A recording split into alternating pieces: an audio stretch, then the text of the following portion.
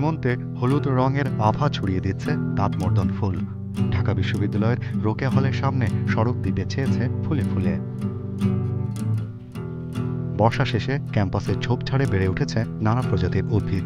এসব গাছপালা লতা গুল্মের নাম অনেকের কাছেই অজানা।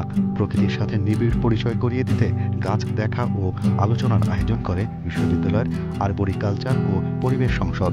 পুরো ক্যাম্পাসে অন্তত 100 প্রজাতির ফুল ও ফলের গাছ রোপণ করা হয়েছে। দাঁতমর্দন গত জুলাই থেকে ফুটা শুরু হয়ে গেছে। হ্যাঁ, আজ পর্যন্ত সেটা ফুটিয়ে যাচ্ছে। ইভেন সেটা ডিসেম্বরের শেষ পর্যন্ত ফুটতে থাকবে। এই যে একটা ছোট্ট একটা আগাছা টাইপের গাছ, বুশি টাইপের গাছ, যেটা সাধারণত এখানে সেখানে হয়ে থাকে, কিন্তু নগরে আসার পরে সেটা রোড ডিভাইডের উপরে কোনো যত্ন ছাড়াই হয়ে গেল এবং চমৎকারভাবে ফুল দিয়ে যাচ্ছে, সার্ভিস দিয়ে যাচ্ছে। আপনি ইতিমধ্যে দেখেছেন সেই ফুলের সাথে অনেক ধরনের প্রজাপতি অলরেডি চলে আসছে। হ্যাঁ, অনেক ধরনের তার যে পলিনেশন হওয়ার জন্য কিছু ধরনের ইনসেক্ট আছে, সেগুলোর উপস্থিতি আমরা লক্ষ্য করছি। তার মানে একটা ফুলের সাথে বায়োডাইভার্সিটি এনরিচমেন্টের যে ইস্যুটা, সেটাও সেখানে হচ্ছে। এখন আরেকটা মজার ইস্যু হচ্ছে, সেই গাছগুলো যখন ডিসেম্বরে আপনি কেটে দিবেন, দ্বিতীয়বার আর লাগানো দরকার হবে না। সেটার গোড়া থেকে কিন্তু আবার অলরেডি স্প্রাউটিং শুরু হয়ে গেছে। আবার পরবর্তী বছরের জন্য আপনার ফুল ধারণের জন্য এই দাঁতমর্দনটা রেডি থাকবে। দাঁতমর্দন একটা ওষুধি উদ্ভিদ। আপনি জানেন, গ্রাম বাংলার লোকেরা স্কিনের ডিজিজে তার পাতাটা বেটে পেস্ট করে লাগিয়ে দিলে দাঁত চলে যায়। তাহলে সেখান থেকেই কিন্তু দাঁতমর্দন রাখা হয়েছে।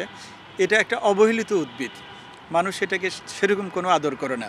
আপনি যখন দেখবেন ময়লার বাগান অথবা রাস্তার আশেপাশে এটা অযত্নে অবহেলায় হয়ে থাকে, কিন্তু এত চমৎকার একটা ক্যারেক্টার, দীর্ঘদিন ফুল থাকে, অর্থাৎ জুলাই থেকে আপনার ডিসেম্বর পর্যন্ত ফুল থাকে, এরকম গাছ খুব কমই।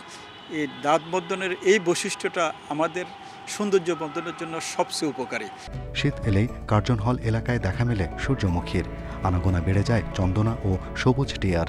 তাদের অবাধ বিচরণের জন্য নীরব এলাকা এবং খোলা জায়গায় ফুল ও ঔষধি গাছের বাগান গড়ার লক্ষ্য ঢাকা বিশ্ববিদ্যালয়ের ছাত্র সংসদের।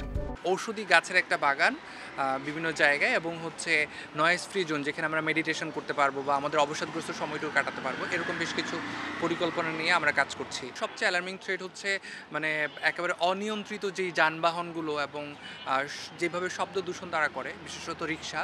তো এই জায়গাগুলো নিয়ে আমরা কাজ করছি। বিশেষত আমরা রিক্সাগুলোকে নিয়ন্ত্রণ করা এবং তাদেরকে রেজিস্টার্ড করে দেওয়া।